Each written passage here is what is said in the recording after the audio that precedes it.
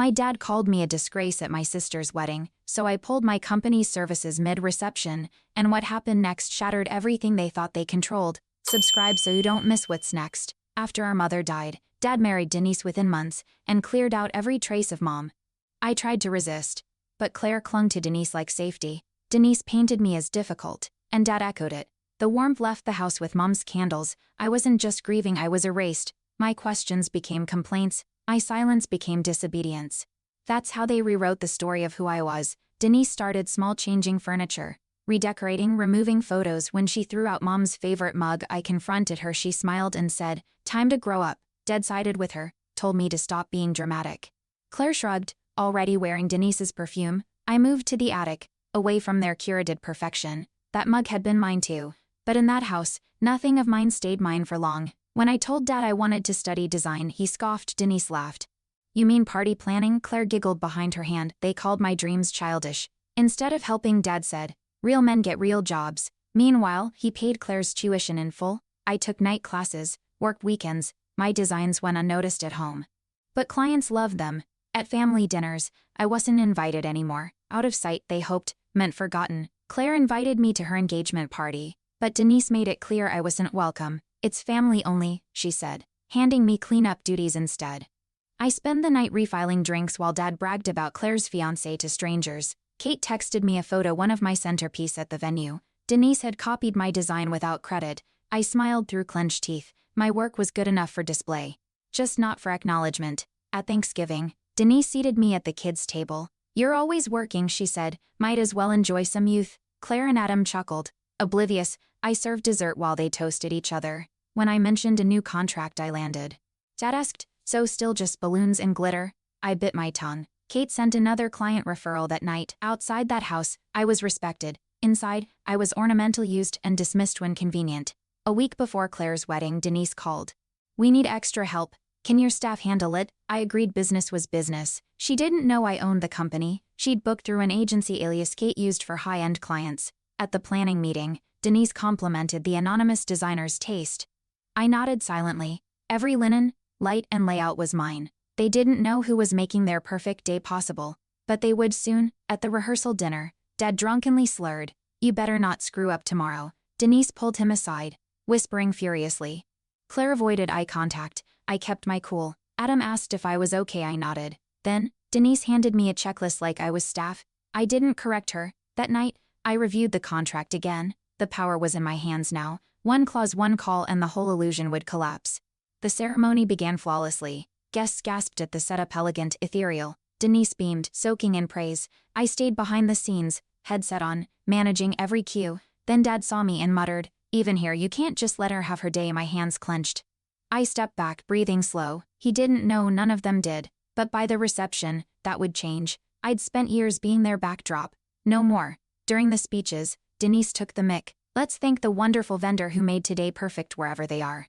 Laughter followed. I stood near the bar, invisible. Adam clapped politely. Claire didn't look up. My chest tightened, but I waited. Kate messaged, "Ready?" I replied with a single word. Now she initiated the clause, cancellation on breach of professional respect. Guests still sipping champagne would soon face a different reality. Curtain call was coming. Suddenly, music cut. Lights dimmed. Staff began rolling away. Decor. Confused murmurs spread. Denise stormed over, demanding answers. I stood calmly. Contract voided. Clause 4, public disrespect of services rendered. Her eyes widened. "You did?" shouted. "What is this stunt?" I handed him the signed agreement. Claire froze, mouth agape. "You ruined everything." Denise hissed. "No," I said, stepping back. "You did. I just stopped pretending." The real show had finally begun. Denise frantically called vendors. None responded. Kate had briefed everyone. Shares were stacked, cake boxed, waits farf dismissed. Guests whispered. Dad glared, face flushed. "We paid," he shouted. I pointed to the clause he signed.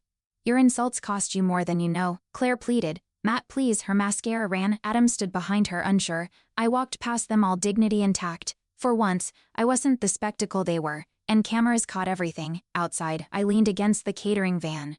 Heart racing, Kate appeared, handed me a bottle of water. "You okay?" she asked. "Better than I've been in years," I replied. We watched from the lot as guests filtered out, confused and murmuring. Denise's shrill voice echoed faintly. My phone buzzed. 3 missed calls from Dad. One from Claire, none from Mom, of course, but in that silence, I finally heard myself. And it was enough. Back at the office, Kate showed me the analytics. Traffic to our site had spiked after the incident. Wedding guests were sharing clips and praising the team's professionalism. One comment read, "They left with dignity. That's rare. We weren't just noticed, we were admired." Denise, unknowingly, had marketed us better than any ad campaign. I laughed. For years, they mocked my work. Now it was trending. That wasn't sabotage, that was poetic exposure. Denise left a voicemail, her voice shaking. "You embarrassed us. I'll ruin your name." I played it twice, then sent it to my attorney. Slander? Threats, evidence stacking. Dad emailed, demanding a refund. He got an auto-response citing clause enforcement. Claire texted, "Why are you doing this?" I didn't reply. Instead, I reviewed a new client inquiry, another high-profile event, directly from a wedding guest. Revenge hadn't been the goal, but justice, that felt right. Kate flagged something odd. A new vendor had been quietly blacklisting us. Turns out, Denise had reached out to key suppliers, warning them we were unprofessional. But the ones who mattered had seen the truth. One even emailed, glad someone finally stood up to them. I compiled screenshots and forwarded them to a business blog. Within a week, Denise's tactics were exposed. She hadn't just failed to hurt me, she'd scorched her own reputation. A reporter reached out. Sources claim you canceled a wedding mid-reception. Any comment? I sent over the contract and Denise's voicemail. The article went viral. Planner drops mic on toxic client. Comments poured in, praising the boundaries. Claire finally called, voice tight. "They think you're a hero." I said nothing. She added, "You're still my brother." I answered, "Then act like it." Click. I wasn't here to soften blows. I was done shielding people from truth.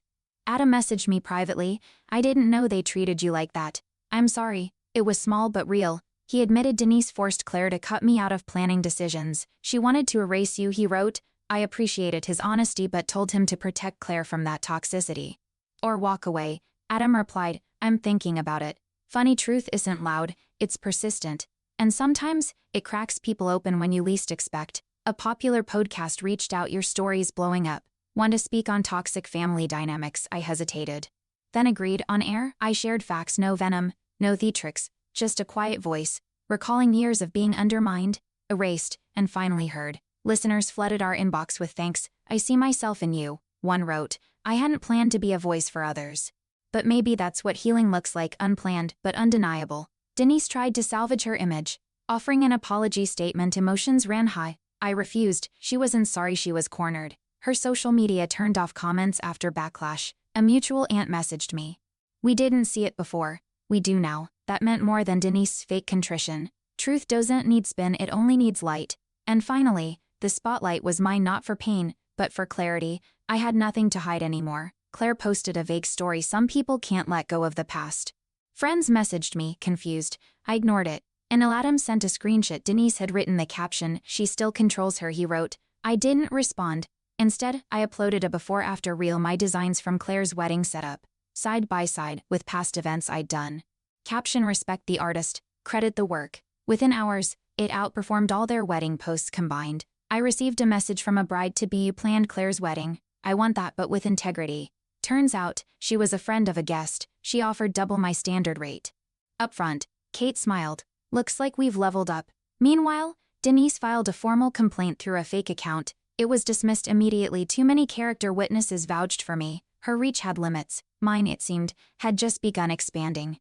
A legal firm contacted us, interested in using our decor team for high-profile galas. They'd seen the viral clip. "We value discretion," they said. Irony tasted sweet. I signed the contract without hesitation. Kate joked, "Denise should invoice us for pre." I replied, "She couldn't afford us." We laughed. The shadows they pushed me into had become my lawn packs. Every door they closed forced me to build my own. Now people knocked on mine instead. An influencer tagged our company in her review. "Elegant, empowered, unforgettable."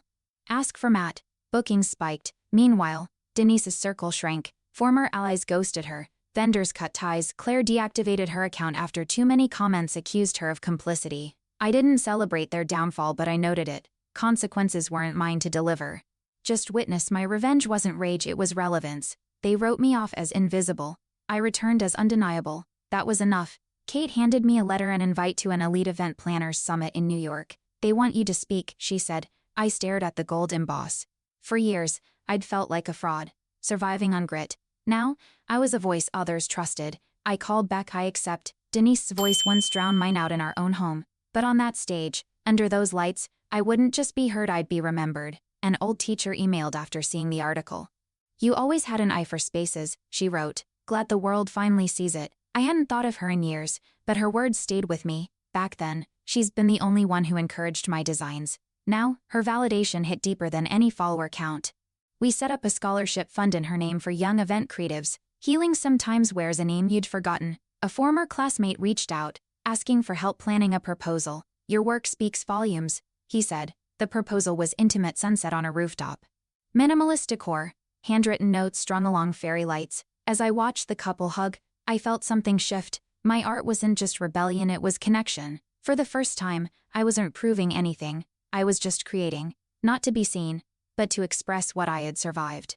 Denise sent a final email. Let's be civil for Claire's sake. No apology, just performance. I archived it without reply. She wasn't my family, she was a closed chapter. Claire messaged later, saying she might start therapy. I want to understand what I let happen. She wrote, that was something, maybe even the start of repair. But I wasn't waiting anymore. Healing doesn't ask permission, it walks forward, even when no one else does. Kate surprised me with a framed photo, my first solo event setup. Years ago, I stared at it. The linens were wrinkled, the lights too dim, but the heart was there. You've always had it, she said. I hadn't known then how far I'd come, but every version of me had fought to get here. I hung the photo by my desk, not to remember where I started but to honor who refused to quit. A client's grandmother pulled me aside after an event. You remind me of my son, he was always told he wasn't enough, but he built something beautiful. Her words hit harder than she knew. I smiled, thanked her. Sometimes healing comes in echoes, strangers' voices that mirror your pain and triumph. I no longer needed my family's approval. I had community, purpose, legacy, and sometimes, the clearest reflection comes from someone you never expected. We hosted a charity gala for youth creatives. One teen approached me after. I want to be like you, she said. Her voice shook. I handed her a card. You'll be better. That night, I watched her sketch centerpiece on a napkin. My story had started in shadows, but hers could start with light. That was the point of surviving, not just to escape, but to reach back. Legacy isn't fame. It's making space for others. Claire finally sent a real message. I remember the mug. I was scared to say anything back then. I'm sorry. It wasn't everything, but it was honest. I told her I appreciated it, that I wasn't holding out for closeness, just respect. She asked to meet. I agreed, but set boundaries. We'd talk as adults, not wounded children. Healing doesn't erase the past. It acknowledges it, then chooses how much of it gets to come along. Claire and I met at a quiet cafe. No photographers, no drama, just coffee and decades between us. She asked questions, real ones, about the attic, the mug, the years I vanished. I answered without blame. We both cried when we left. She hugged me tightly. I see it now, she whispered. Maybe that's all I'd ever wanted, not revenge, not even an apology, just to be seen without filters. And that day I was at the summit. I took the stage under brilliant lights, faces watched, phones ready. I told my story not as gossip, but as blueprint. Boundaries aren't revenge, I said. They're architecture. Build wisely. Applause came, steady and real.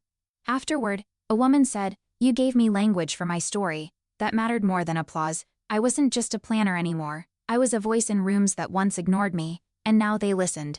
Post summit, I received an invite to collaborate on a book, Stories of Resilience Through Design. I hesitated, then thought of that attic, the erased mug, and Kate's framed photo. Yes, I replied. I began writing that night. Not revenge, just recollection. The quiet kind that stitches wounds closed. Every chapter held a piece of the boy I used to be, and the man who refused to stay buried. This wasn't closure, it was construction. A university class invited me to guest lecture. I walked in, students buzzing. We watched your viral video. One said. I smiled, but I didn't show the clip. Instead, I showed my first floor plan scrawled in pencil, messy and full of hope. This, I said, is where confidence begins. They leaned in, listening. I wasn't there to dazzle, I was there to echo, so that maybe one of them would stop shrinking and start sketching. A blogger asked what success looked like to me. I thought of revenge once. But now peace, I said, and being asked instead of overlooked. The piece titled From Discarded to Desired went viral. Claire messaged. I read it 3 times. Denise never acknowledged it, but I didn't need her to. Her silence wasn't void, it was distance. I used to ache for her validation. Now, I just wanted my coffee hot and my calendar full. We expanded, new office, bigger staff, more interns. On move-in day, Kate placed the mug replica I'd designed on my desk. She's gone, this stays, she said. It wasn't Mom's mug, but it carried meaning. Legacy wasn't always blood.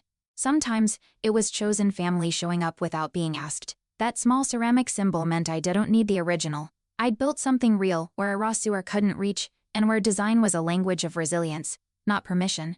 A guest speaker at the summit quoted my line, "Boundaries are architecture without credit." Someone called it out. I didn't. Not everything needed correction. I'd built a reputation strong enough to echo without footnotes. That moment reminded me legacy isn't about control, it's about impact. My words had traveled beyond my name, that used to scare me now. It anchored me. I didn't need to fight for every credit. I'd already claimed my place in the blueprint. A former vendor who once sided with Denise reached out. "I was wrong," she admitted. "You handled things with more grace than any of us deserved." I thanked her. Then moved on. Forgiveness didn't mean reinstatement. We choose our boundaries. Mine weren't gates, they were walls with doors, and I had the key. Respect was the entry fee. Some people don't earn reentry, and that's not cruelty, it's clarity. My life had room for growth, not rot. Kate and I designed a mentorship program open to anyone ignored, underestimated, or told they didn't belong. We called it Backstage to Spotlight. Within weeks, dozens applied. One applicant wrote, "I've always felt unseen. Your story reminded me that I deserve space." That message stuck. I wasn't just reclaiming my voice, I was amplifying others. What started as personal survival had become community empowerment. Turns out, the best revenge is making sure others never feel invisible. A magazine requested a photo spread our studio. Our team, our story. We posed in our new space, mug replica visible in the background. The photographer asked for a solo shot. I stood beneath our company logo, arms crossed, chin raised, not defiant, just grounded. The headline read, "Designing Dignity, the Rise of Matt Lawson." I kept a copy, tucked behind my desk calendar. Not to gloat, but to remind myself what quiet power looks like. An unexpected package arrived, an old photo of me and Mom, laminated. No note, just a return address, Claire S. It was from years before Denise, before the edits. I framed it without hesitation. That face, that hug, it was proof I'd once been cherished. Sometimes, truth comes in silence. No apology, no performance, just a gesture that says, "I remember." Claire wasn't who she was yet, but maybe she was trying, and sometimes trying is enough. At a community fundraiser, someone asked, "How did you forgive them?" I answered honestly, "I didn't. I just stopped giving them the power to hurt me." People nodded. Not everyone deserves a second chance, but everyone deserves a second self. Free from past weight. That event raised enough for a local arts grant. I walked home quietly, feeling lighter. Forgiveness isn't always reconciliation. Sometimes it's release, and I had finally let go without letting them back in. On the anniversary of Mom's death, I lit her favorite candle. The scent filled my home, lavender and cinnamon. Not Dad's house, not Denise's decor, mine. I played her favorite song, let it wash over the silence. No tears, just breath. I'd carried her memory through years of Arasur.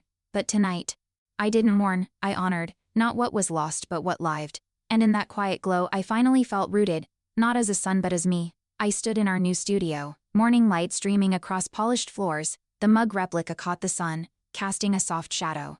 I traced its rim, remembering the original gone, but not erased. My story didn't need perfect endings, just honest ones. I whispered, "We're okay now, Mom." Kate entered with coffee and a smile. "Ready?" she asked. I nodded. This space wasn't revenge, it was recovery. Brick by brick, cup by cup. At the mentorship open house, a teen asked, "What if they never apologize?" I smiled, handed her a sketchbook. "Then you build anyway." Her hands trembled as she opened it. I saw myself in that hesitation, but she kept flipping pages. That's what mattered, turning instead of closing. Not everyone gets closure, but everyone deserves a chance to create something better, especially the ones told they weren't enough, especially them. Claire joined our gala, quietly. She didn't speak during speeches, but she stayed after. She helped fold chairs, light candles. "This is beautiful," she whispered. I nodded, offered her the last tea light. She lit it, hand steady. That was her apology. Not loud, not scripted, just action. I didn't hug her, but I didn't walk away either. We don't always rebuild. Sometimes, we just stop tearing down, and sometimes, that's its own kind of healing. Adam sent a photo, Claire volunteering at a local shelter. No caption, just an image of her kneeling beside a child with paint-stained fingers. I didn't reply, but I saved it. People change in quiet ways, not always toward us, sometimes for themselves, and that's okay. Healing isn't a reunion, it's a reorientation. I didn't need her back in my life. I just needed to know she'd stopped following Denise's script. Seems she had. One evening, I passed our first office, the cramped studio above the bakery. Lights were off, sign gone, but I smiled. That space carried my grit. No grants, no backing, just hunger. I paused, placed my hand on the doorframe. "Thank you," I whispered. That version of me tired, doubted, underestimated built the foundation I stood on now. Every betrayal had taught me boundaries. Every dismissal, resilience. That office wasn't small, it was sacred. I received a card from a former mentee because of you. I said no for the first time. That hit harder than any award.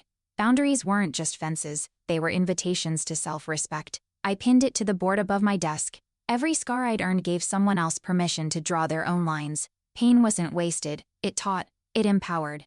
And sometimes it wrote notes on pastel cards in blocky handwriting. At a panel, I was asked, "What's your proudest moment?" I paused. Not the contracts, not the viral posts, choosing myself, I said. The room stilled, even when they didn't. Applause followed. But I wasn't fishing, I meant it. Every time I said no to a Rasuer, I rebuilt identity. My worth had once hinged on their approval. Now, it was tethered to truth. That's the kind of foundation no storm could shake. A young man lingered after the summit. "I haven't spoken to my dad in 5 years. He said, "But you made me think I don't have to." I nodded. "Reconciliation isn't the reward. Pieces." I handed him my contact. "You get to choose your version of closure." He smiled just barely. Sometimes, the bravest act isn't confrontation, it's release, letting go not out of weakness, but because carrying it costs too much. A podcast asked for closing words. I said, "You don't owe anyone a seat at your table just because they brought you food once." Silence followed, then, "Thank you." That line became a quote graphic, shared thousands of times. It wasn't wisdom, it was experience. Some family ties are ropes. Cutting them isn't cruelty, it's self-preservation. And once I let go, I finally had space to invite in people who saw me clearly. At the studio's anniversary, Kate toasted, to Matt who turned pain into platforms. Glasses clinked, I stood, unsure what to say, so I said what I knew. "Thank you for building with me." No metaphors, just truth. We weren't a team because of contracts. We were a community because we chose to stay, not despite the scars but with them. Not all family breaks you.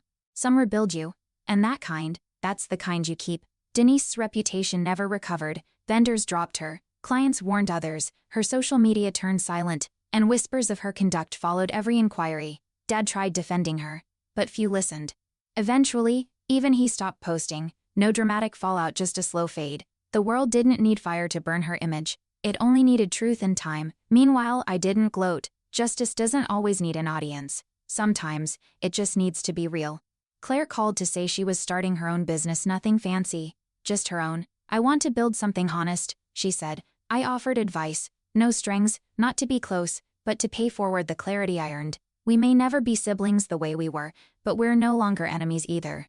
Sometimes the best apology isn't words, it's growth. And sometimes, peace doesn't arrive loudly, it just walks in and takes a seat. Our studio hit capacity. Clients, interns, collaborators. We opened a second space. On launch day, I placed Mom's candle on the welcome table.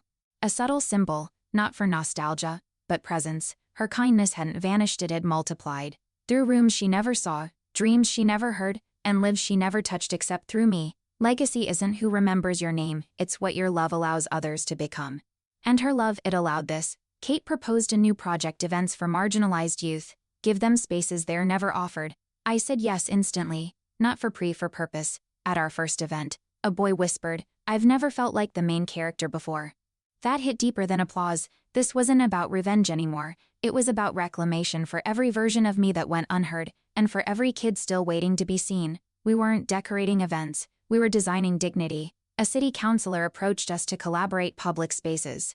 Inclusive design. I walked the empty lot where we'd begin, trash scattered, fences rusted, but in my mind I saw lights, laughter, possibility. Not every canvas starts clean, some start broken, but we were good at that, seeing past ruined building anyway. I knelt. "Touch the soil, let's plant something here," I told Kate. Not flowers, not banners, belonging, the kind even Denise couldn't uproot. The mentorship program hit its 5th year. Alumni returned to speak, now professionals. One said, "I came here lost, I'm leaving rooted." We clapped, eyes wet. I watched from the back, quiet. This wasn't about me anymore. That was the point. When you grow from pain, you don't just heal, you shelter. My life had become a canopy, and under it, others could grow, not in my shadow but because the light finally reached them. A girl handed me her portfolio after a workshop. "No one's seen this," she whispered. I flipped through bold colors, chaotic textures, raw brilliance. "Now someone has," I said. Her eyes lit up. That spark, that was the whole reason. It wasn't about legacy, or even healing. It was ignition, letting someone see their worth reflected back. I'd spent years begging to be noticed. Now, I offered others their first moment of being truly seen. At a reunion event, someone asked, "Do you ever miss them?" I paused, thought of Dad's silence. Denise's cruelty, I miss who they pretended to be, I answered. That truth didn't sting, it steadied me. I wasn't bitter, I was clear. Closure isn't forgetting. It's understanding what belonged to you and what never did. And family isn't who shares your name. It's who sees your worth and refuses to rewrite your story. A journalist asked, "What would you tell your younger self?" I thought of that attic room, the mug, the silence, then said, "You're not the problem, you're the proof. Not everyone is meant to stay, but you're meant to stand." And the loneliness, it's not forever. Someone's waiting to see you. Trust that. Tell the truth, choose the light. That quote closed the interview. But for me, it wasn't closure, it was affirmation. On a quiet evening, I walked through our newest venue, bare walls.